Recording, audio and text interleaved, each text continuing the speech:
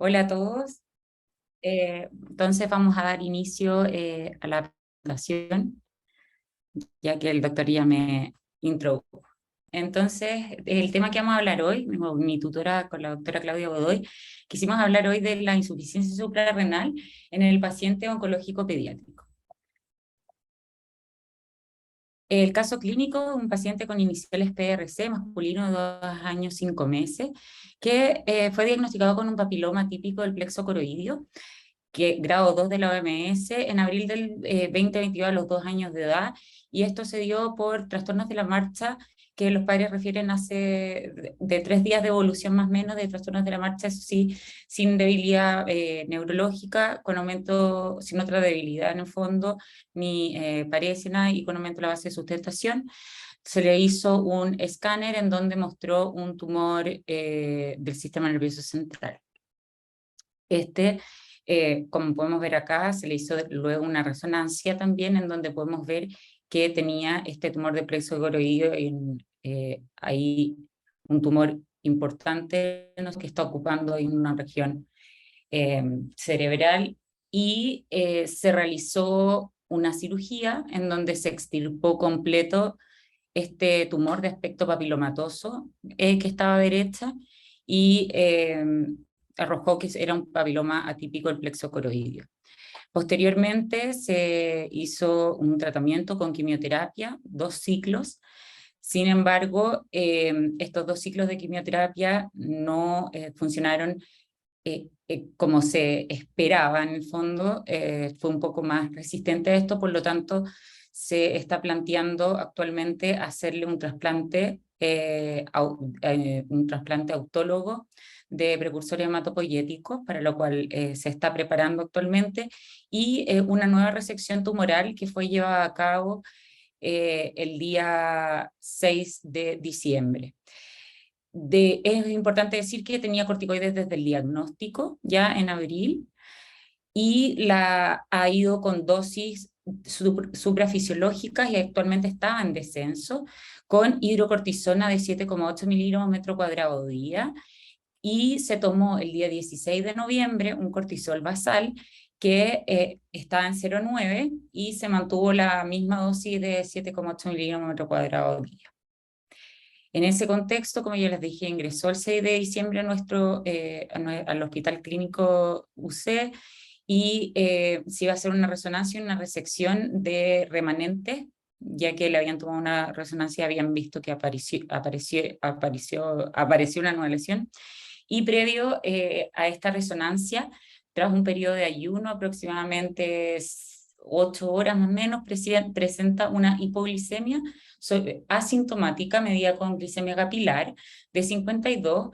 Se intentó tomar en ese momento muestra crítica, finalmente no se pudo procesar, pero solamente se pudieron procesar cetona, y en otra muestra le tomaron cortisol, ya que salió normal, y la cetonemia en el fondo que era compatible con una hipoglicemia cetósica, y la glicemia venosa de confirmación era de 34.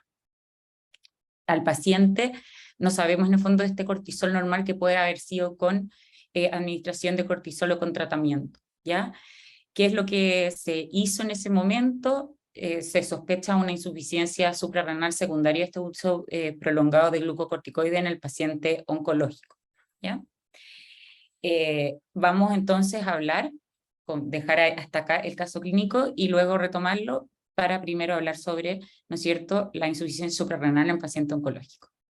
Primero, nuestra Javiera, agenda. perdón, Sí. no entendí lo que pusieron ahí del cortisol normal. ¿Ese cortisol es de la muestra crítica o no es de la muestra No, crítica? es que se tomó una muestra aproximadamente media hora después y no queda claro si es que se había corregido el hipoglicemia, se había administrado corticoide entre medio. Ya, ya, a Entonces, lo mejor no corticoides, pero le habrán pasado solución glucosada para corregir la total, hipoglicemia, imagino, ¿no? exactamente, por eso, Ah, o sea, sí, no es en hipoglicemia. exacto. Perdón, eso es lo que quise decir, que en el fondo fue Ok. como media hora, 45 minutos después, si uno es acucioso y ve bien las muestras, y este cortisol fue tomado un poco después que la muestra crítica. La muestra crítica sí iba concordante con el beta-hidroxibutirato, que salió alto, como en 52. ¿Y qué cortisol tenía? ¿Cuál era el valor? Ese cortisol estaba en 18. 18.1. ¿Cuánto? 18.1. La verdad ya. es que cuando nos avisaron, nosotros dijimos, ya bueno, hay que subirle el cortisol, hay que corregirle la glicemia, tomarle muestra crítica. Entonces nos queda la duda si ese cortisol fue incluso haberle puesto cortisol, Exacto. o sea, hidrocortisona. No, es ininterpretable, digamos. Exacto. Sigue, ¿Sigo? Javi. Ya. Bueno, entonces, la agenda de nuestra presentación es primero una introducción a la insuficiencia suprarrenal en estos pacientes, la insuficiencia suprarrenal como secuela de los pacientes oncológicos, cuáles son los factores de riesgo, qué es lo que se tiene que considerar como un paciente que esté más riesgo de una insuficiencia suprarrenal, la insuficiencia suprarrenal aguda y en qué contexto se da, los factores de riesgo para desarrollarla, presentación clínica de esta insuficiencia suprarrenal aguda y finalmente las conclusiones, tanto de nuestro paciente como de lo que vamos a revisar. Entonces, como introducción, ¿no es cierto? Como ya habíamos dicho la vez pasada, la sobrevivencia de cáncer infantil en general ha aumentado mucho en el último tiempo y han surgido las complicaciones a largo plazo de los pacientes, de los sobrevivientes de estas, ¿no es cierto? Hasta un 75% pueden tener complicaciones de estos pacientes a 30 años y la mitad de ellos son endocrinopatía, ¿ya? Por lo tanto, ahora ¿qué vamos a ver? Vamos a ver las alteraciones de la función suprarrenal y estas alteraciones son menos frecuentes ya que las alteraciones en los otros ejes hipofisiarios, y su incidencia acumulada a 40 años es de un 3.6%, ¿ya? Esto no deja de ser, sin embargo, importante, ¿ya? Así que hay que siempre considerarlo. Entonces, ¿cuáles son los factores de riesgo de que se altere el eje adrenal y por tanto haya una insuficiencia suprarrenal? Va a depender en cuanto a la insuficiencia suprarrenal crónica, ¿no es cierto? O como secuela en el fondo, va a depender de diferentes factores. Primero, el tipo de cáncer. Dentro del tipo de cáncer, nosotros podemos tener cánceres que están dentro de la región hipotálamo hipofisiaria, ¿no es cierto?, de tumor del sistema nervioso central, como caso de nuestro niño. Tumores suprarrenales propiamente tal, ¿ya? Y también tenemos dependiente del tratamiento. Y dentro del tratamiento está la radioterapia, que puede dejar como secuela, ¿no es cierto?, una insuficiencia suprarrenal, la quimioterapia, pero solamente algunas quimioterapias, como por ejemplo mitotano, ketoconazol, utilizado, se puede tener también secuelas suprarrenales. Y en el caso de los glucocorticoides, ¿no es cierto?, que la administración suprafisiológica puede producir una insuficiencia suprarrenal también. Sin embargo, esta no es secuela, sino que es parte del tratamiento. Y también hay otras causas de insuficiencia suprarrenal que pueden darse por inmunoterapia, como es del CTLA4, que son distintos agentes que se han utilizado ahora, que son agentes inhibidores de los checkpoints celulares, ¿ya? En donde eso es la nueva inmunoterapia que está siendo utilizada en contra del cáncer y puede causar, dentro de las cosas, hipofisitis y también alteraciones de la glándula suprarrenal con inflamación de esta, y finalmente puede también traer una insuficiencia suprarrenal. Entonces, dentro de las causas de los tumores, ¿no es cierto? Dentro de los tumores del sistema nervioso central de la región hipotálamo hipofisiaria puede estar presente el déficit de ACTH en muchos de los tumores. Sin embargo, los más frecuentes y nombrados en los niños son craneofaringiomas, los germinomas, los amartomas y los gliomas de bajo grado.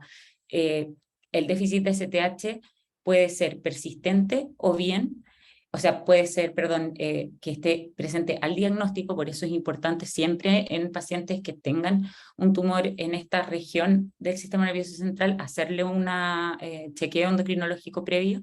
Y la otra cosa también importante es que no vienen solo, generalmente está acompañado de otros déficits hipofisiarios. Esto se demostró en un estudio que se hizo en 2013 del Dr. Cohen en Canadá, del Hospital of Sick Children, un seguimiento de sobrevivientes solamente en este caso de craneofaringioma, ¿ya?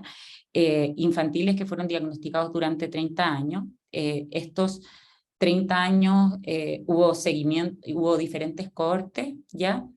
Y desde 1975 al 2011 se lograron reclutar 166 niños y se evaluaron las alteraciones endocrinológicas de cada uno de ellos.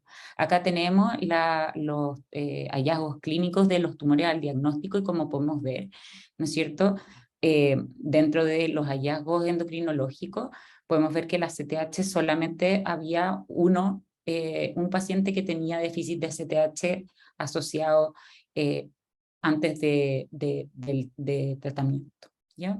Sin embargo, estas alteraciones, a medida que van sobreviviendo, que se van interviniendo y va aumentando el tiempo, ya va aumentando en bastante, un 64%, desde el 2001 al 2011, de todos estos pacientes, un 64% de ellos tenía déficit de CTH, y en el caso de cuando, porque lo siguieron del 75 al 89, ¿ya? Y ahí fueron viendo cuántos pacientes efectivamente tenían déficit suprarrenal, y como vemos ya puede subir hasta un 64% de alteraciones. Esto ha disminuido un poco con respecto a las series previas, si uno puede ver que antes era un 95 o un 89% los déficits de estos follow-up, pero es porque las técnicas son menos invasivas. Ahora se prefiere no utilizar tanto radioterapia, por ejemplo, y eso puede también, o no, otros agentes que podían alterar la CTH, ahora no se toman medidas más conservadoras, ¿ya? Dentro de los tumores suprarrenales, los tumores suprarrenales son infrecuentes, ¿ya? Sin embargo, la resección quirúrgica puede darse y se da en tumores que sí son más frecuentes, ¿ya? De una de las suprarrenales. Por ejemplo, en el neuroblastoma, el tumor de Wilms o el feocromocitoma, en los niños pueden utilizar o cirugía o bien radioterapia abdominal, que podrían producir alteraciones de la función adrenal. Sin embargo, faltan estudios para establecer si el riesgo, si hay un riesgo claro, ya, de déficit de cortisol tras el tratamiento en estos pacientes. No es tan claro como en el caso de la radioterapia, pero es algo que hay que investigar. Asociado, ¿no es cierto?, a la radioterapia, como ya lo dije, si el eje hipotálamo hipófisis adrenal es menos sensible que los otros ejes a la radiación, por eso también es menos prevalente el daño. Sin embargo, acá vemos que va a depender también de la cuantía de la radiación. Una radiación acumulada de 30 Gray ya tiene un riesgo 4,5 veces mayor, un riesgo relativo, que una radioterapia menor a 30 Gray, ¿ya? Y estos son los resultados de esta cohorte, el Childhood Cancer Survival Study, donde se tomaron todos los pacientes de Estados Unidos y Canadá, que también vimos mucho en la reunión pasada. Acá podemos ver cómo claramente está que tanto en cualquier edad, ¿no es cierto?, la exposición hipotálamo hipofisiaria de más de 30 Gray es siempre significativamente más alta la prevalencia, ¿no es cierto?, de tener un déficit de CTH.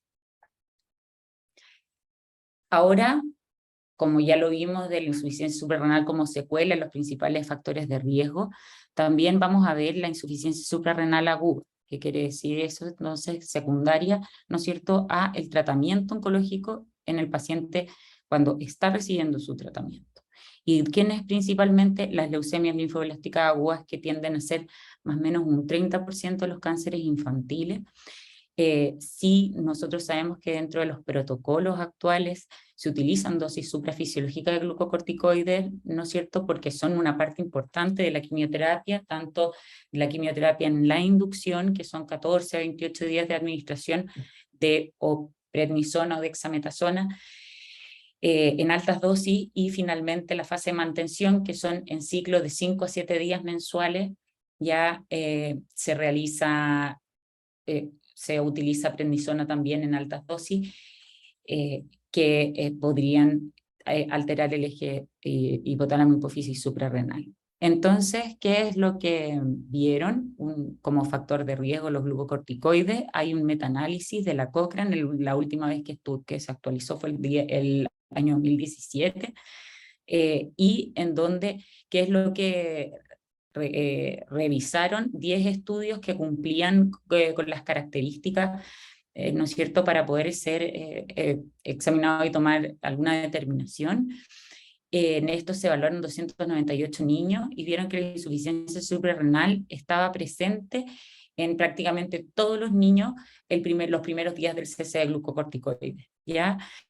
Sin embargo, la mayoría se recuperaba unas cuantas semanas.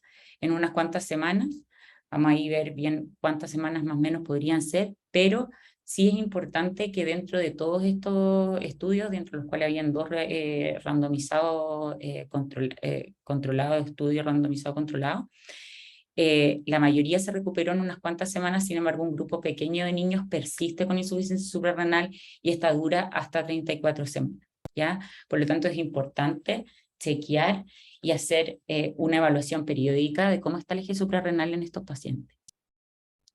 Entonces, ¿cuál fue la conclusión finalmente después de toda esta revisión?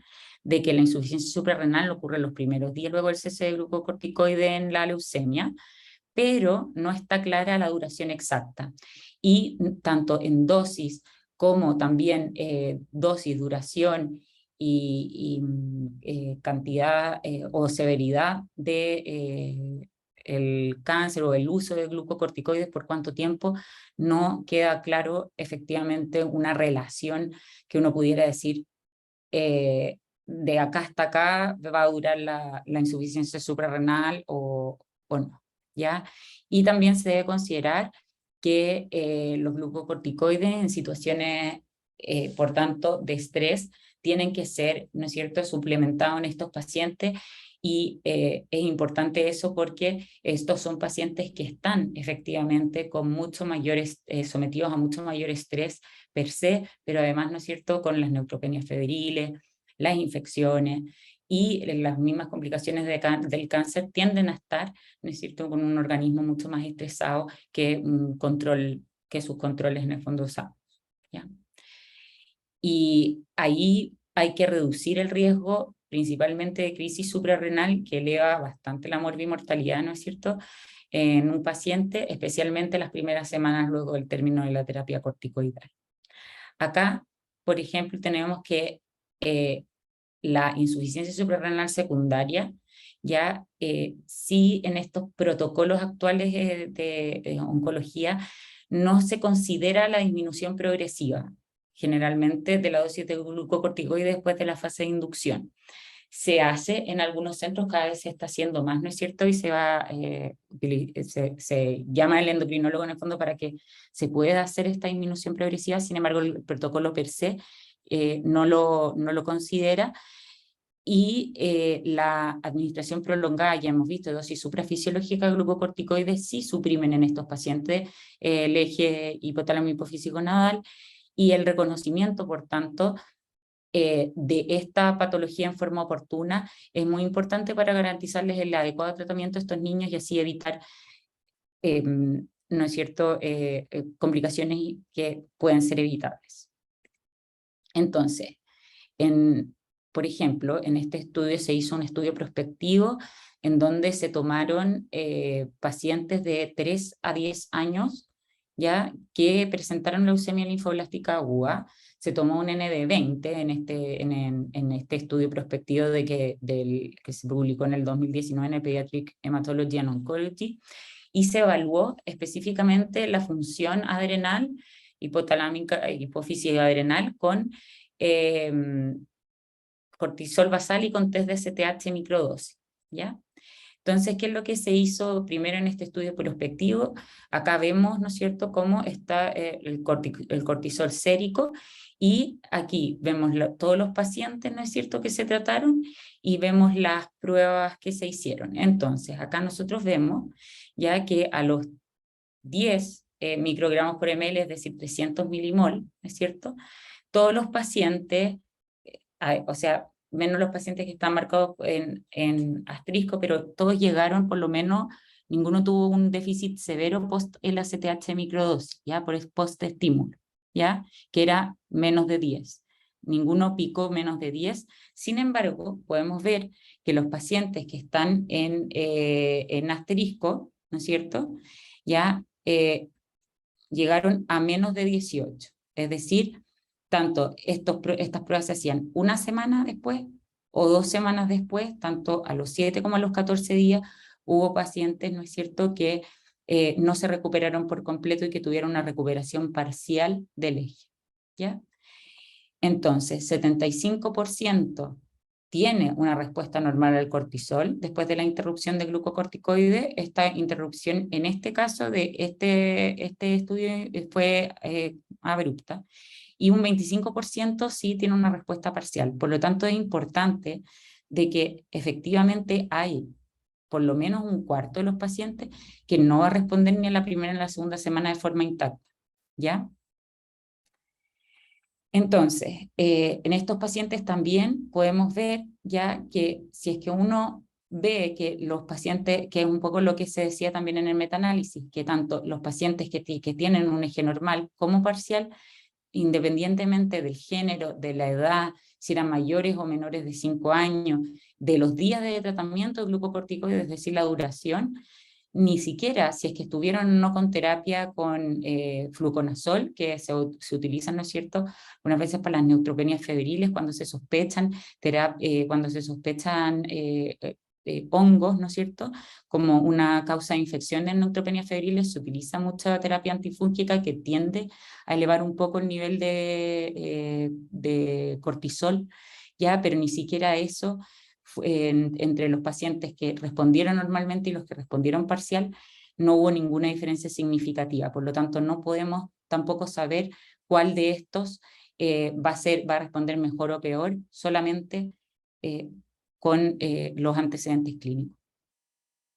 Acá hay otros estudios también de la insuficiencia suprarrenal en la leucemia, por ejemplo, el 2005, el grupo del Dr. Riggs tuvo 24 niños, dentro de los cuales, ¿no es cierto?, se hicieron 3 protocolos en donde había diferente duración de la terapia con glucocorticoides. Sin embargo, lo importante era que siempre había 9 días de disminución progresiva de este régimen.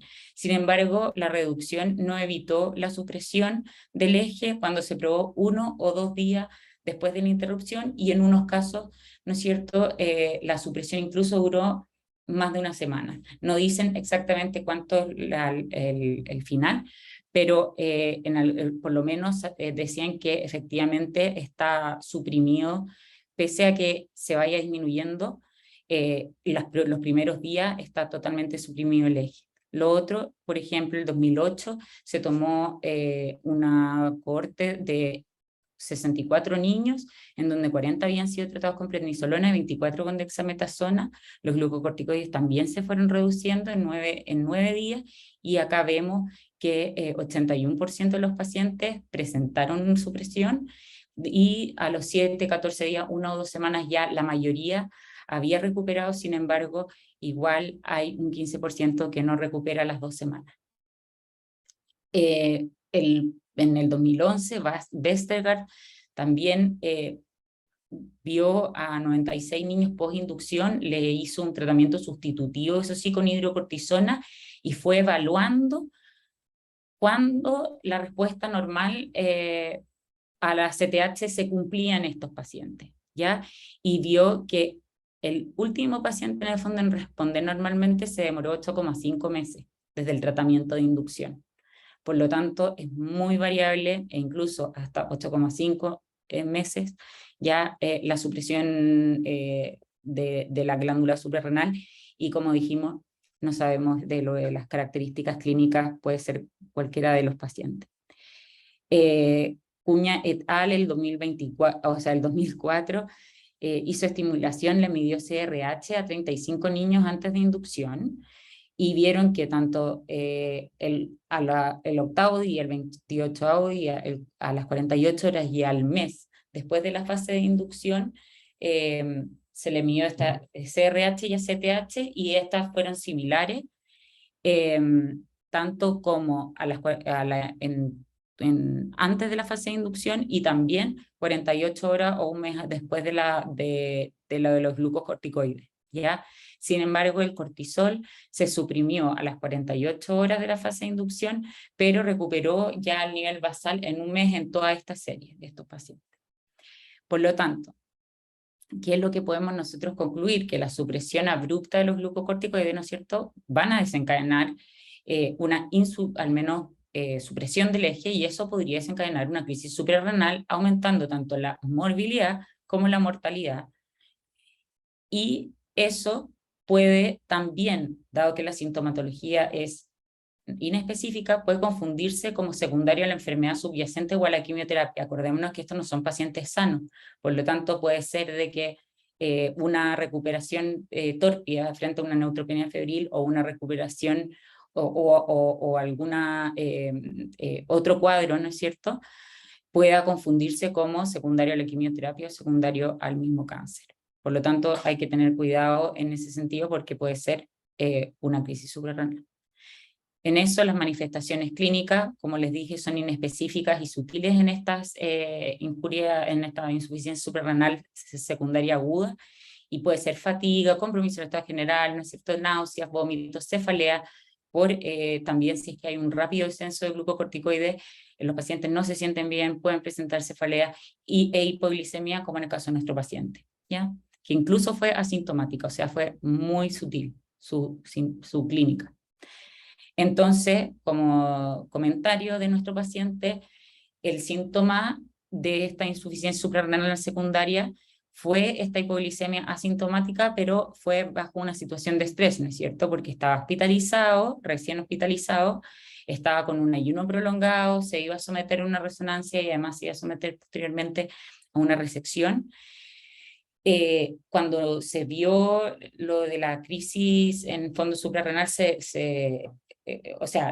lo de la hipoglicemia, al tiro, ¿no es cierto?, se contactaron con el equipo, y se pudo suplementar, porque no se había mantenido las mismas dosis, entonces se aumentó la dosis de glucocorticoides, como iba a tener una intervención que iba a terminar en UPC, en el fondo en UCI, a tener una intervención cerebral, ¿no es cierto?, se suplementó con dosis de estrés, y gracias a eso, tanto la resonancia como la posterior cirugía ocurrió sin incidentes, no se repitieron las hipoglicemias en este paciente durante la hospitalización, ni tampoco hubo algún problema o incidente en el postoperatorio, y ya una vez que estuvo 48 horas estable, ¿no es cierto?, postoperado, y ya estaba de alta desde el punto de vista de neurocirugía, se fue el paciente de alta con descenso programado, ¿no es cierto?, y un decalaje progresivo a su dosis habitual para mantenerla, y un control ambulatorio por endocrinología infantil para ir siguiendo el decalaje de sus corticoides cuando el equipo tratante de hemato-oncología lo decida así. Entonces, como conclusión, la sobrevida en el cáncer infantil es cada vez mayor, por lo que nosotros tenemos que considerar, ¿no es cierto?, los efectos adversos. El déficit de ACTH puede desarrollarse no solamente mucho tiempo después, ya, pero también se puede desarrollar generalmente dentro de los primeros 5 años después del término del tratamiento oncológico. Por lo tanto, debemos siempre estar con sospecha de que haya quedado como una secuela, una insuficiencia suprarrenal por déficit de ACTH, principalmente, ¿no es cierto?, en los pacientes con radioterapia, con cirugía de la suprarrenal, o bien con tumores que afectaron el área hipotálamo hipoficiaria. y que tenemos que buscar no solamente un déficit, sino que muchos, porque generalmente viene cuando hay déficit de STH, el déficit hormonal es múltiple, y dentro de la radioterapia, los pacientes con más de 30 Gray son los que tienen más riesgo de producir esta insuficiencia suprarrenal. Además, el cese abrupto, ¿no es cierto?, en caso de la insuficiencia suprarrenal secundaria a los glucocorticoides, va a producir un grado de supresión del eje suprarrenal, pero es variable, ¿no es cierto?, la insuficiencia suprarrenal, cuánto sea su duración, puede ser hasta 9 meses, por lo tanto, al no poder ser predecible, es muy importante que nosotros estemos evaluando la función, tanto con cortisol basal, en el fondo, para finalmente disminuir o suspender las dosis diarias, pero también siempre hacer un test de ACTH para ver la suficiencia de adrenal en estos pacientes en dosis de estrés, ¿ya? Por lo tanto, tiene que ser seguido por endocrinología y ser evaluado de forma consecutiva y periódica, y debe también considerarse el tratamiento sustitutivo en estos pacientes para garantizar que el tratamiento no no eleve más aún la morbimortalidad en los pacientes que están en tratamiento. El tratamiento con fluconazol inhibe la esteroidogénesis suprarrenal y aumenta la duración de la supresión, así que hay que tenerlo en cuenta, en especial con estos pacientes que ocupan fluconazol durante infecciones o neutropenia febril. Eso, muchas gracias.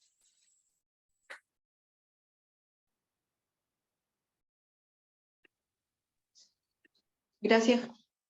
Gracias, Javi. ¿Hay alguna pregunta de la audiencia? Si quieres, puedes dejar de compartir. Sí.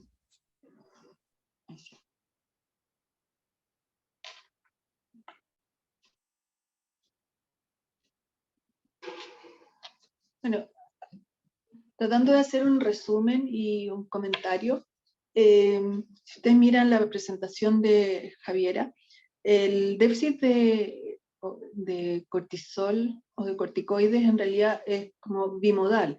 Tenemos una primera déficit que aparece mientras el paciente está en tratamiento, que es lo que explicó al final Javiera, que para nosotros es el más importante de detectar, porque son pacientes que en algún momento hay que tratar de suspender los corticoides, pero vienen de la inducción en que usan dosis de prednisona o dexametasona muy altas. Y los protocolos, a veces los protocolos de descenso que manejan los oncólogos son, nada, suspéndalo. O los más avesados dicen, suspendámoslos en 9 días. Es decir, de pasar de una dosis de, no recuerdo, pero son 40 miligramos por metro cuadrado de prednisona, y lo bajamos en 3 días, un tercio, un tercio, un tercio. Entonces, al final, los 3 días, o sea, en 9 días, y al final los 9 días son dosis mucho más altas que los de sustitución. Y ahí se suspende. Entonces, muchos de los pacientes quizá que hacen neutropenia febril o que están graves, a lo mejor lo que tienen asociado también es una insuficiencia suprarrenal. Entonces, hay que sospecharlo, y los estudios van entre 15 y 25% de déficit en las primeras 2 semanas después que se suspende. Y yo también aquí hemos tenido pacientes que se han demorado 9 meses en recuperar, y uno dice, pero si no hizo nada más. No, simplemente, no, como dijo la Javi, no hay forma de saber cuál va a ser el paciente que va a tener una insuficiencia más prolongada. Y lo otro es la insuficiencia suprarrenal como secuela, que esa es menos frecuente, la verdad, 3,6% a 40 años. La verdad es que es muy probable que no la veamos mucho, y si aparece, en general aparece en los primeros 5 años. Después es muy frecuente que aparezca.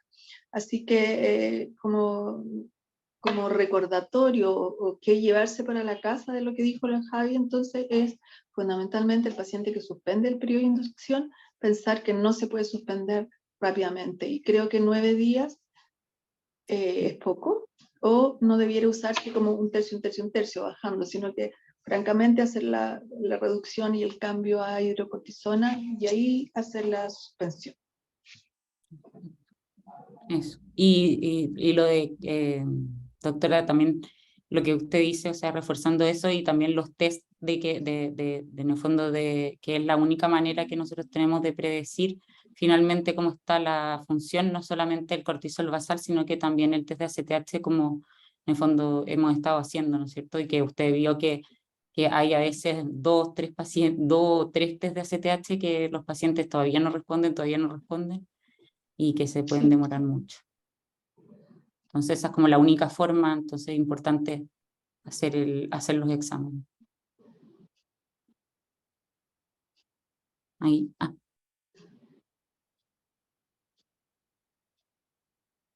gracias. Ya.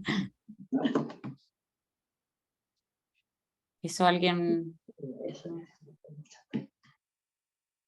¿Alguien tiene alguna pregunta? Si no hay más preguntas, les agradecemos la participación, gracias. Y los invitamos para el 29 de diciembre a la siguiente reunión, en la última del año, porque el 22 nosotros vamos a esperar el viejito Pascuero, así que nos vamos a juntar en una reunión propia de la unidad. Así que los saludamos todos y que les vaya muy bien, que tengan felices fiestas de fin de año. Chao. Chao.